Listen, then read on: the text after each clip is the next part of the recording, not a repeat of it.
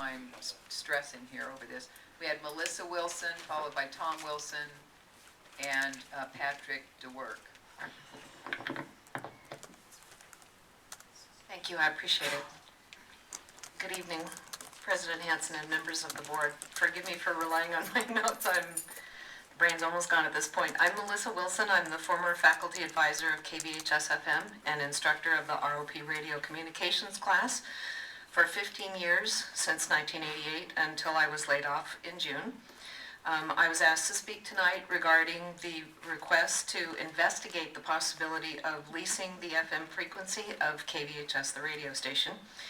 And I wanted to preface it by saying that the type of broadcast radio station that I grew up with, and probably all of you grew up with as well, and also worked in the industry for 25 years on the air, does not exist anymore. It's a new day, and it's probably not coming back, at least in that form. The students aren't drawn to that kind of radio as I was drawn to that kind of radio, and the students that my husband and myself have taught for a total of 35 years together. It's a digital age, and the opportunities lie with those who embrace that fact. I put in the station streaming audio, the online broadcast of KVHS, in 2001, and I can access the statistics with Google Analytics of the online listening and tell you where people are listening, how long they listen, you know, the regions that they are tuning in from online, that KVHS is not only listened to where the signal doesn't reach in Contra Costa County West and East, but also all over the state, the nation, Canada, Germany, the UK, Mexico, India, and countries worldwide. I do have, I'm not going to go into it because it's a late hour, but showing that Concord, Walnut Creek, Antioch, Pittsburgh, Brentwood, Pleasant Hill, Fairfield, Martinez, Oakley, you get the idea that online they listen to where they can also listen on the FM broadcast. The ability to teach radio students at KVHS is capable with an online station only. That is, if the FM frequency is leased. It merely removes the overhead of the issues of the content and the music that goes out on over the air, because that has strict guidelines with the federal government that online it does not. They can still do live shows, they can record announcements, they can do promotions, as all the studio equipment remains at their disposal. The on-air studio, the production rooms, as far as the station office is concerned, where we conducted, you know, station operations like a business, that is no more because the charter dismantled the office and turned it back into a regular classroom. So they're no longer taught those items at present, and so far as I know, no students in this class of this school year are proficient enough to operate the studios under the FCC guidelines, which they were required to do. May I finish? Okay. I'll go quickly. The district has retained my services to oversee the station operations and the FCC requirements, as the charter school didn't hire or seek a faculty advisor with the appropriate expertise to do that, as the previous ones have been. My degree is from San Francisco State University. The broadcast department is prestigious and nationwide known for cranking out talented and successful professionals. Our student-run station was never on the air. We never had an FM broadcast. We were on the cable system in San Francisco when I was there, and at the moment they are an internet radio station at a state university. My hope will always be for a renaissance of broadcast radio. In the interim, the program can still meet the ROP curriculum requirements as an online radio station, and the district could collect revenues for leasing the frequency, and the best part about that is it's temporary. In the event that a modification, accommodation in the future comes up where you would need the FM broadcast again, and the district would retain their valuable access. Thank you for your time. Thank you. Mr. Wilson. President Hansen, members of the board. My name is Tom Wilson. I am the second of three Wilsons that have been involved in KVHS for actually almost 50 years now. Ernie Wilson was the first, I was the second, Melissa's the third. Melissa and I are married, and so Even though I left the district after 22 years, I am still the supporting engineer because I'm kind of married to the station.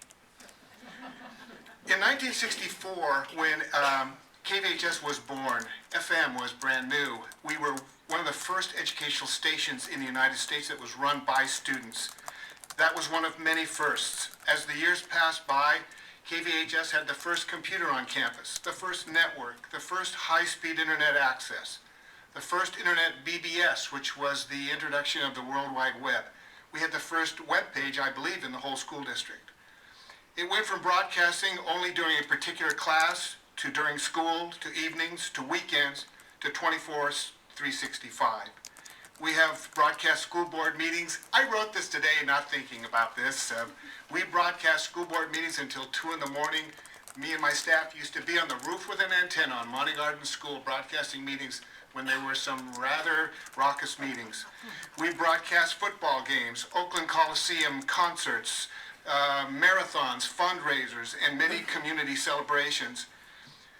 Melissa told you about the studios. I bring all this up to highlight the fact that KVHS has always been an energetic program filled with innovation, taught by broadcast professionals, connected with some of the latest broadcast technologies, and dedicated to educating students in what broadcasting really is about.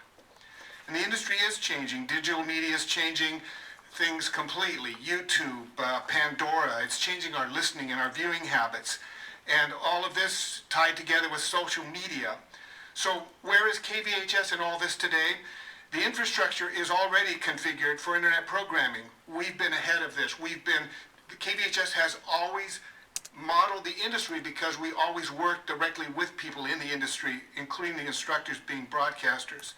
And so the difference between streaming audio and broadcasting audio is just the difference of a path. We already are streaming, have been streaming for 10 years now. We already have Facebook presence.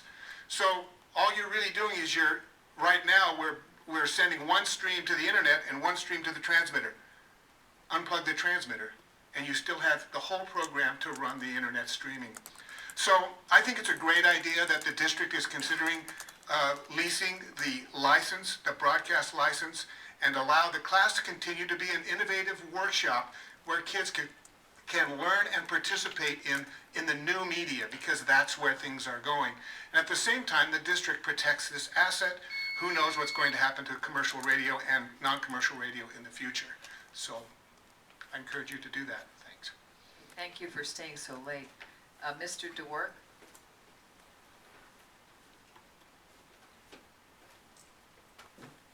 Hi, I'm Patrick DeWork. I stand before you as an alumni from KVHS Radio. I was in Tom Wilson's class back in the 80s, and I like where they were taking this.